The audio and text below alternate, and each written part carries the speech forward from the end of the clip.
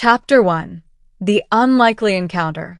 The station was quiet that night, as most of them were. The stars twinkled through the viewports of the outpost, and I was alone, standing in the dimly lit corridor, making last-minute repairs on the station's communication systems.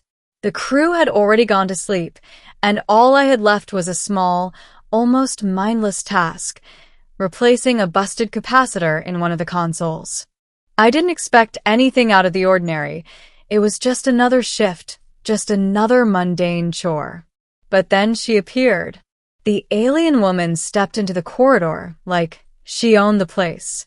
I had never seen anyone like her before, tall, with skin that shimmered like polished obsidian under the station's artificial lights.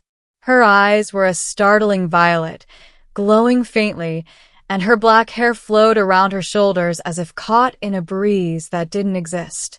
I froze for a moment. I'd seen aliens before, diplomats, visitors, crew from other stations, but this woman was different. She exuded an air of power, and I felt a strange mix of curiosity and fear swirl in my gut. She was alone, which struck me as odd. The high-ranking officials of her species always traveled in groups, surrounded by guards or aides. But this one, she was on her own. Human, she spoke, her voice smooth and commanding. "I've come to speak with you." I blinked, still in a state of stunned silence. Sure. "How can I help?" She didn't immediately answer. Instead, her gaze drifted over me, scrutinizing every detail, as though she could see more than I'd ever want her to. There was a brief moment of discomfort in the air, an unspoken tension, but it didn't last long.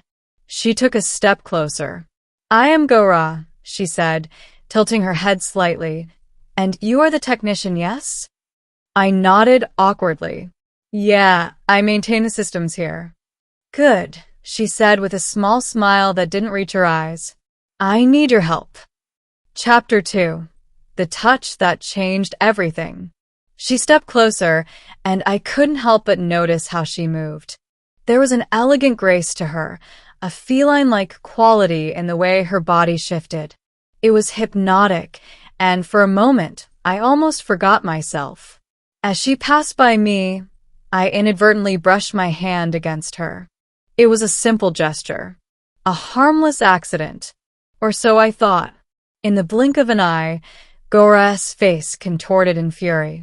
Her eyes blazed, and I felt a sudden surge of heat, as though the room itself had become a furnace. Her movements were fast, precise, and before I could even react, she spun around and grabbed my wrist. "You touched me," she hissed, her voice like ice, but her fury burned through it. "You touched my rear."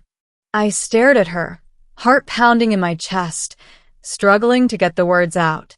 I didn't mean to. It was an accident." Her grip tightened around my wrist, her violet eyes narrowing.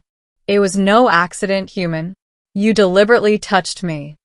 "I swear it wasn't like that," I stammered, trying to pull my arm free, but her strength was overwhelming. I couldn't move. I knew this was bad, but I couldn't fathom just how bad until she raised her other hand. With a single flick of her fingers, the air around me thickened. I felt the pressure build, as though an invisible force was pushing against my body.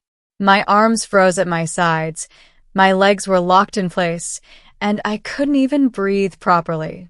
"You will stay here," she said coldly, "until you learn your place." Chapter 3. The Consequences of a Touch. Now trapped in her grip, I was powerless. She moved around me, her eyes scanning me as though she were deciding my fate. My mind raced, trying to think of a way out. I had no idea what kind of alien technology she was using or what her species was capable of. All I knew was that I had somehow angered her by doing something incredibly stupid, touching her in a way that was considered unacceptable by her people. "I didn't know," I said, trying to calm myself, trying to make her understand. "I'm sorry. I didn't mean to offend you." Gora stepped closer, and for a moment, I thought I saw something in her eyes. Not just anger, but something more. Was that regret? You are lucky I do not destroy you for such insolence, human, she said. But I will teach you. You will learn that you are not above reproach, and that you must learn to respect the boundaries of those more powerful than you. My mind was reeling. I had no idea how to fix this. How do you apologize to a being who can trap you in her grip with just a thought? I was beginning to think that I might not make it out of this situation alive. But then I remembered something. Wait, I said, my voice shaking. You said you needed my help. What did you mean by that? She paused for a moment, as though considering whether to continue with her task or to teach me a lesson first. Finally, she exhaled, clearly frustrated but willing to explain. I require your assistance with an issue, Gora said, her tone softening ever so slightly. The systems on this station are failing. The energy reserves are low, and I need you to stabilize them before they collapse entirely. I do not have the skills you do. Relief washed over me, though I still couldn't move. I could hear the desperation in her voice, a kind of vulnerability that struck me. Even though she was angry, even though she had me in her power, she needed me. I nodded slowly, careful not to provoke her further. I can help, but you've got to release me. She was silent for a moment, then stepped back, her hand lowering. The oppressive force that held me vanished, and I was free to move again. I exhaled sharply, stretching my limbs as though I had been bound for hours. You will help me, she said firmly. But know this, you have only earned a temporary reprieve. The lesson is not over.